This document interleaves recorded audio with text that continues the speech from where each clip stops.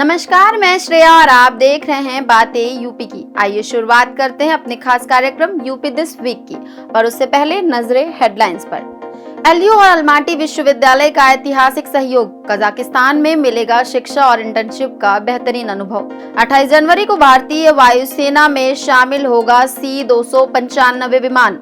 Agra air force station पर पहला batch होगा शामिल।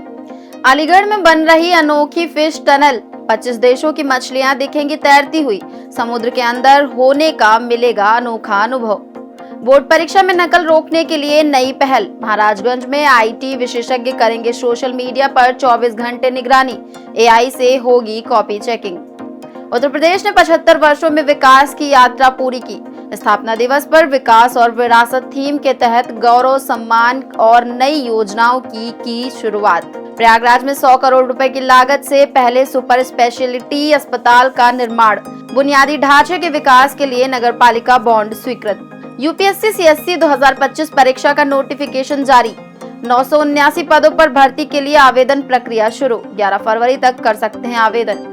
और अब खबरें विस्तार से। लखनऊ विश्वविद्यालय ने कजाकिस्तान में अपना नया कैंपस खोलने की घोषणा की है, जो शिक्षा के क्षेत्र में एक महत्वपूर्ण कदम होगा। ये कैंपस तजाकिस्तान स्थित अलमाटी प्रबंधन विश्वविद्यालय के सहयोग से खोला जाएगा, जहां एमबीए, बीबीए जैसे प्रबंधन पाठ्यक्रमों के अलावा विभिन्न अन्य शैक्षिक कार्यक्रम भी संचालित किए जाएंगे। इस नए कैंपस का उद्देश्य छात्रों को उच्च गुणवत्ता की शिक्षा प्रदान करने के साथ साथ उन्हें उद्योग में व्यवहारिक अनुभव प्राप्त करने के लिए बेहतर इंटर्नशिप अवसर उपलब्ध कराना। 28 जनवरी को भारतीय वायुसेना के बेड़े में स्पेन निर्मित C-295 विमान शामिल होगा। आगरा एयरफोर्स स्टेशन पर होने वाले समारोह में पहला बैच शामिल होगा। ये विमान सैन्य परिवहन के लिए अत्यधिक महत्वपूर्ण है, जो 71 सैनिकों, 44 पैरा ट्रूपर्स, 24 स्ट्रेचर या 5 कार्गो पैलेट ले जाने की क्षमता रखता है। C-295 की खासियतों में शॉर्ट टेक ऑफ और लैंडिंग, स्मार्ट कंट्रोल सिस्टम और उच्च पेलोड क्षमता शामिल है। गुजरात में 40 विमान बनाए जाएंगे, जिससे आत्मनिर्भर भारत की दिशा में एक बड़ा कदम बढ़ाया जाएगा। अब बढ़ते हैं अगली खबर की ओर। अलीगढ़ में पहली बार एक अनोखी फिश टनल बन रही है, जो समुद्र के अंदर होने का अनुभव देगी। इसमें 25 देशों की विभिन्न मछलियां तैरती हुई दिखाई देंगी। चेन्नई की एक फर्म द्वारा तैयार की जा रही इस टनल में 5 फीट लंबी मछलियों को प्रदर्शित किया जाएगा। महज 100 रुपए में लोग इस रोमांचक अनुभव का हिस्सा बन सकते हैं। टनल के भीतर सुरक्षा के कड़े इंतजाम किए गए हैं और इसमें पर्यटकों के लिए कश्मीर की ठंड का अनुभव भी होगा। यह आयोजन अलीगढ़ नुमाइश का प्रमुख आकर्षण बनेगा। उत्तर प्रदेश के महाराजगंज में 24 फरवरी से 12 मार्च तक होने वाली माध्यमिक शिक्षा परिषद की बोर्ड परीक्षाओं को नकल मुक्त बनाने के लिए इस बार आर्टिफिशियल इंटेलिजेंस यानी एआई का इस्तेमाल किया जाएगा। जिले के 111 परीक्षा केंद्रों पर 72,606 छात्र परीक्षा देंगे।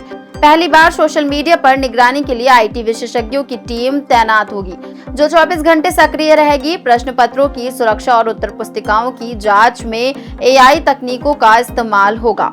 जिला विद्यालय निरीक्षक ने कहा कि अफवाह या अनुचित गतिविधियों में लिप्त लोगों पर आईटी एक्ट के तहत कार्रवाई की जाएगी।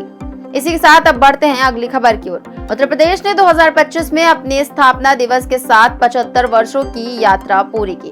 राज्य ने 1950 में अपना नाम बदलकर उत्तर प्रदेश किया था। इस वर्ष का स्थापना दिवस विकास और विरासत प्रगति के पथ पर उत्तर प्रदेश थीम पर आधारित था। राज्य सरकार ने इस अवसर पर कृषि, शिक्षा और संगीत के क्षेत्र में 6 व्यक्तियों को उत्तर प्रदेश गौरव सम्मान से सम्मानित किया। उत्तर प्रदेश ने $1 ट्रिलियन की अर्थव्यवस्था बनाने की दिशा में महत्वाकांक्षी कदम उठाए।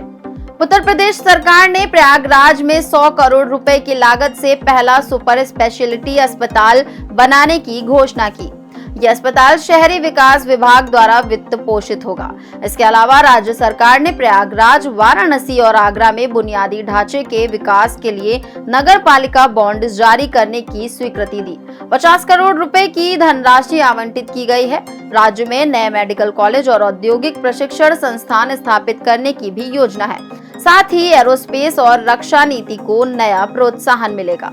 इसी के साथ बढ़ते हैं आखिरी खबर की ओर। संघ लोक सेवा आयोग ने 2025 के सिविल सेवा परीक्षा के लिए नोटिफिकेशन जारी कर दिया है।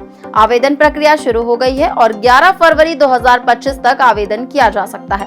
परीक्षा 25 मई 2025 को आयोजित होगी। उम्मीदवारों को आवेदन में सुधार करने का एक मौका मिलेगा, लेकिन निर्धारित समय के बाद करेक्शन की सुविधा नहीं होगी।